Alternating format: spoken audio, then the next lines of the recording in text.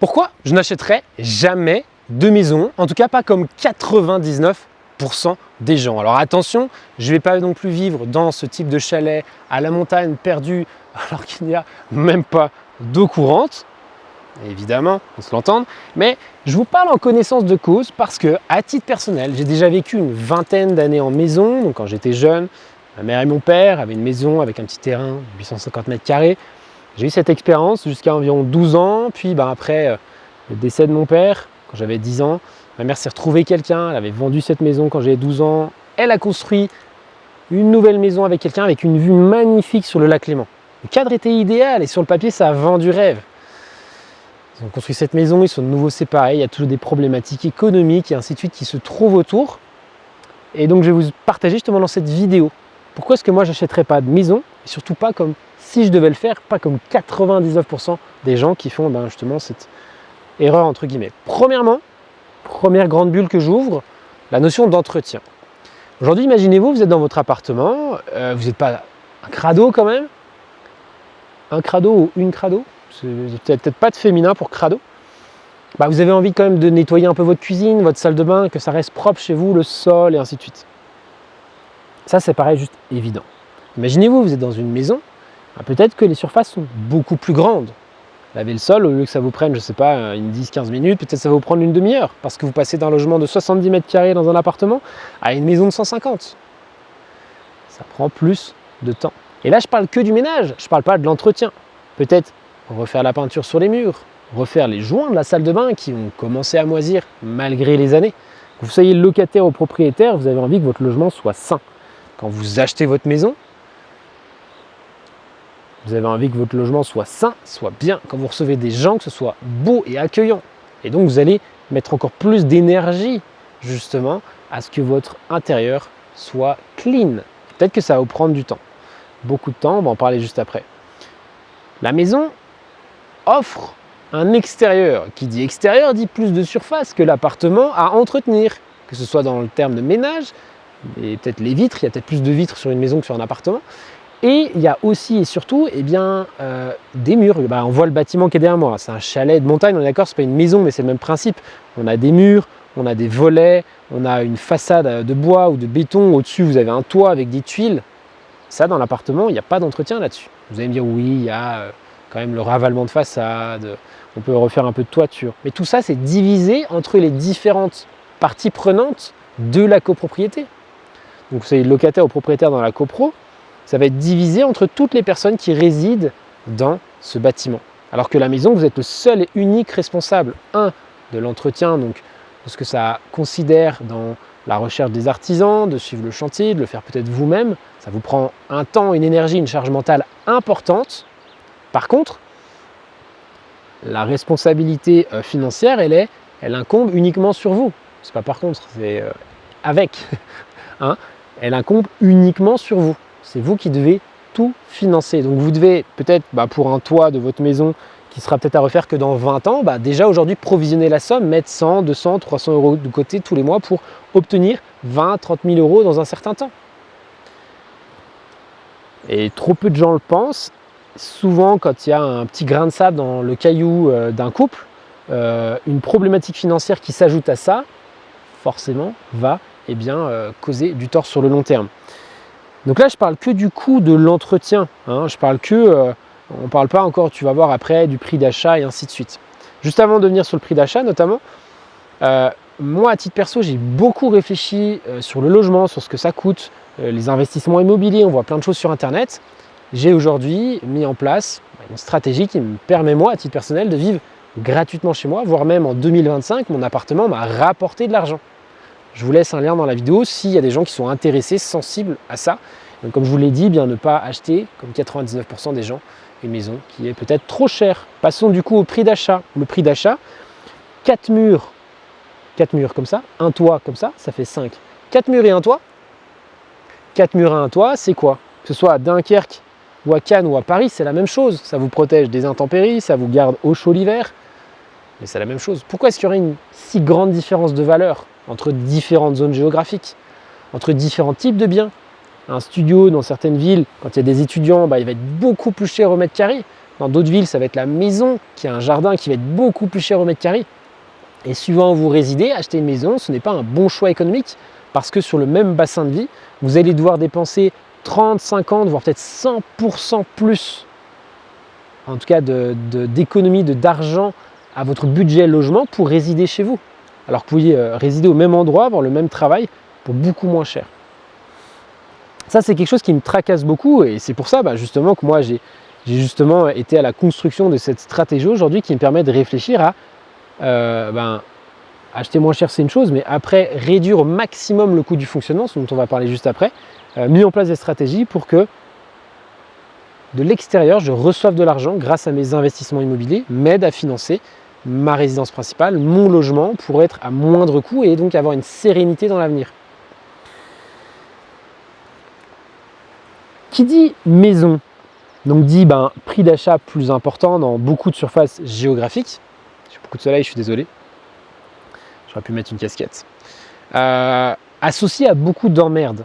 On a beau dire oui, il y a des voisins dans les appartements, mais en maison aussi vous avez des voisins. Peut-être votre voisin, il n'a pas taillé ça, elle déborde chez vous sur votre jardin. Peut-être que vous avez l'autre voisin qui tond la pelouse tous les dimanches à 8 h alors que c'est interdit par la commune. Vous pouvez aussi avoir des emmerdes en maison et peut-être plus d'emmerdes qu'en appartement parce qu'il y a plus de choses à gérer. Pour ma part et pour les personnes que j'ai accompagnées, on n'est pas du tout dans cet objectif-là. L'idée, c'est de se définir des objectifs avec un budget de logement le moins cher possible, des revenus le plus élevés possible, pour se retrouver dans une situation favorable et qui nous permette d'affronter les emmerdes de manière beaucoup plus sereine, en tout cas financièrement. Si je continue en termes de coûts, la différence entre la maison et l'appartement, dans cette deuxième bulle que j'ai ouverte avec le prix d'achat, eh bien, ce qu'il faut se dire, c'est que le coût du fonctionnement de la maison, il est bien supérieur à celui de l'appartement. Dans l'appartement, oui, vous avez peut-être vos charges de copropriété. Vous pensez que vous n'avez pas de charges de copropriété en maison, mais on en a parlé tout à l'heure du coût du toit. Le coût du toit, même si vous avez décidé que vous ne payez pas de charges de copropriété, vous devez quand même vous épargner de l'argent pour l'avoir. Ou si vous n'épargnez pas, vous allez vous taper un crédit dans 20 ans. 2,5% ou plus, c'est ce que du prix d'achat de votre maison, c'est ce que vous devez accorder en budget à votre maison pour l'entretenir. C'est une moyenne, c'est des chiffres statistiques que vous retrouvez sur plusieurs sites internet. L'appartement, on est plutôt autour de 1,5%. Donc l'appartement, en termes d'entretien, coûte moins cher que la maison. C'est juste un fait. C'est comme ça qu'on veut l'accepter ou non. Donc après, à vous de voir si jamais vous voulez les emmerdes, plus de budget pour avoir ce petit confort jardin qui s'entend aussi. On a tous le droit d'avoir un petit espace vert. Mais moi, à titre personnel, je préfère avoir un budget beaucoup plus faible, des revenus beaucoup plus hauts, pouvoir aller le week-end en montagne, profiter du même jardin que vous avez devant chez vous, mais dans un vrai espace de nature, ou aller au skatepark avec les copains, faire du roller et du skate. Voilà, ma passion. Plutôt que ma passion n'est pas la tondeuse. Ma passion n'est pas la tondeuse et tondre des haies. Je l'ai fait pendant des années. Déjà à 12-13 ans, je passais la tondeuse tous les week-ends l'été. C'est pas ma passion. Chacun sa passion. Les charges de fonctionnement, elles aussi, sont beaucoup plus importantes. Vous avez plus de surface, on l'a dit, dans une maison que dans un appartement, la majorité du temps.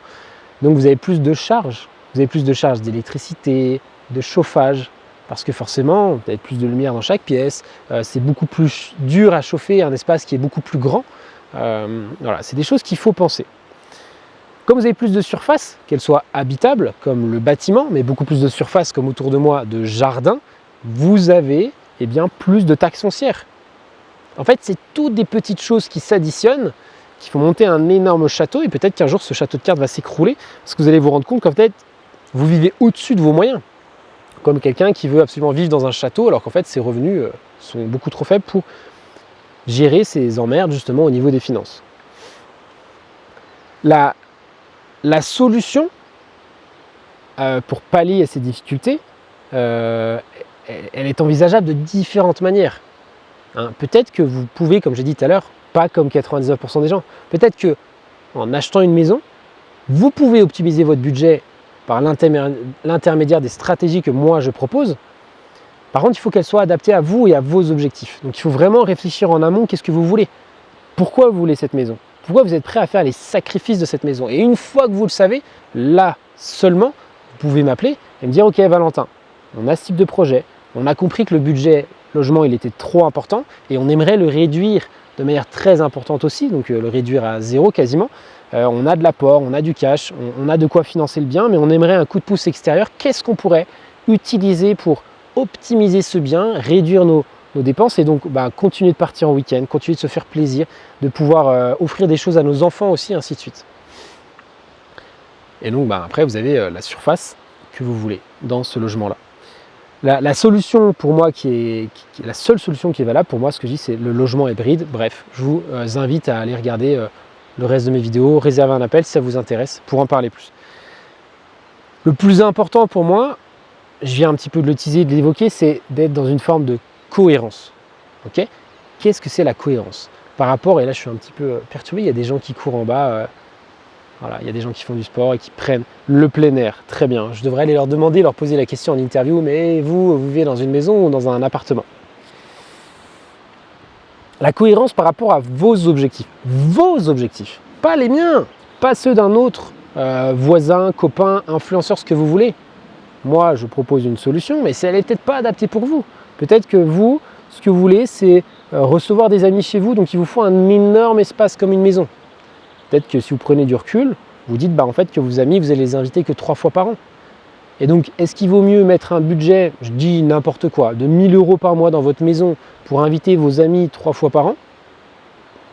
Ou est-ce que dans ces 12 000 € de budget annuel, est-ce qu'il ne faudrait pas 500 € de budget maximum par mois accordé à votre logement, 100 € de budget par mois accordé à la réservation d'une salle, et vous allez accueillir vos amis de la même manière, c'est pas chez vous, mais vous avez le même effet waouh parce que vous avez réservé une salle pour vos amis, pour un mariage ou je ne sais quoi, et garder le reste du budget pour vous faire plaisir. Du coup, il nous restait 400 € sur un budget de 1000 pour partir en vacances, ainsi de suite, épargner. Est-ce que vous avez vraiment ce besoin de stocker du matériel ? Stocker du matériel, avoir du rangement, avoir un garage parce que vous êtes bricoleur, bricoleuse. Vous aimez justement rénover, vous aimez peindre ces volets, ce qui n'est pas ma passion personnelle, pas ma passion prioritaire, mais si c'est votre cas, allez-y, foncez. Achetez votre maison. Il y a des gens qui adorent et qui sont bricoleurs et qui aiment bien construire la petite barrière dans le jardin, faire des petits panneaux, faire des jolis potagers, des bacs de fleurs et compagnie. C'est génial. Si c'est votre passion, c'est incroyable. Et faites-le avec amour et continuez. Et d'ailleurs, n'écoutez pas ce que je vous dis si c'est votre cas. Chacun voit midi à sa porte avec ses petites passions, ses petits plaisirs. Si vous voulez avoir un jardin, l'entretenir, est-ce que le fait d'avoir cette maison, tout ce budget, ça va vous permettre d'avoir ces petites patates, de réduire peut-être votre budget de facture au niveau de l'alimentation. Mais du coup, ça va dire que tous les week-ends, ou peut-être plusieurs fois dans la semaine, vous allez devoir arracher les mauvaises herbes, peut-être à planter, arroser, ainsi de suite. C'est juste un peu des calculs que vous pouvez faire chacun de votre côté. Mettez un tableau, des plus, des moins. Moi, personnellement, je préfère aller au marché. Les produits sont d'aussi bonne qualité, je suis sûr qu'ils sont réussis. Je me fais beaucoup moins chier, même si ça coûte un peu plus cher. C'est OK pour moi, c'est vraiment OK. Est-ce que si vous êtes dans votre maison, vous avez acheté votre maison, posez-vous la question de est-ce que vous allez pouvoir être libre au niveau de votre mobilité ? Est-ce que vous allez pouvoir être libre de bouger quand vous voulez ? Si jamais vous vous séparez, si jamais vous avez des enfants qui arrivent, que vous voulez un logement plus grand. Est-ce que si vous avez une modification, une opportunité professionnelle, une mutation et ainsi de suite, est-ce que vous allez pouvoir partir vite ? Est-ce que vous n'avez pas acheté cette maison trop chère ? Est-ce que vous avez une plus-value qui vous permet de partir rapidement ? Est-ce que vous pouvez louer cette maison, la conserver entre-temps ? C'est des questions qu'il faut se poser avant d'acheter et on peut y répondre ensemble si ça vous intéresse. Est-ce que acheter cette maison, ça vous permet de conserver de la marge dans votre budget ? Je parle d'épargne, je parle d'investissement, je parle de se faire plaisir, je parle de voyager. 4 grands thèmes très importants et je les lis pour ne pas en oublier un seul. Des fois, vivre moins cher dans un appartement, peut-être que ça vous permet d'épargner plus. Peut-être que vivre dans cette maison avec un système de locataires à côté, ça vous permet de constituer cette épargne tout de même. Peut-être que d'investir à côté de votre maison, c'est pas possible alors qu'en appartement ça l'était, bref, ainsi de suite. Faites vos budgets logement. Est-ce que vous êtes quelqu'un, je ne vais pas dire matérialiste, mais je vais le prendre à l'inverse. Est-ce que vous êtes quelqu'un de minimaliste ou pas ? Moi, je suis plutôt minimaliste. Je préfère vivre dans un espace qui est un petit peu plus restreint, d'avoir peu d'affaires, et de pouvoir être un peu plus mobile si c'est nécessaire. Parce que avoir plein d'affaires dans le garage, ça me prend un petit peu à la gorge. On est tous différents. Si c'est votre cas, vous voulez être minimaliste, la maison, ça va être plus de charge mentale. Ça va être moins de temps disponible parce que il va falloir l'entretenir, ainsi de suite. Limite, je fais que de me répéter, mais avec des concepts différents. Prenez en considération chacun de ces points par rapport à votre cohérence. Est-ce que vous allez recevoir du monde? Est-ce que vous avez besoin de stocker du matériel? Est-ce que vous avez besoin d'avoir un jardin? Est-ce que vous avez besoin de déménager ou pas au cours de votre vie? Vous n'achetez pas le même type de produit, parce qu'un appartement, c'est très vite loué, beaucoup plus simplement. Et vous avez le temps de voir si vous le vendez ou pas. Est-ce que vous voulez conserver de la marge? Est-ce que vous êtes plutôt minimaliste ou pas dans votre vie? Trêve de baliverne, trêve de blabla plutôt. N'hésitez pas à me dire dans les commentaires si vous avez ce projet de maison ou pas. Comment est-ce que vous voulez justement le mettre en place? Est-ce que vous achetez seul ou à plusieurs? Quel est votre budget? Venez, on en discute dans les commentaires, ça me fait le plus grand plaisir. On se dit à bientôt pour une prochaine vidéo. C'était Val, ciao!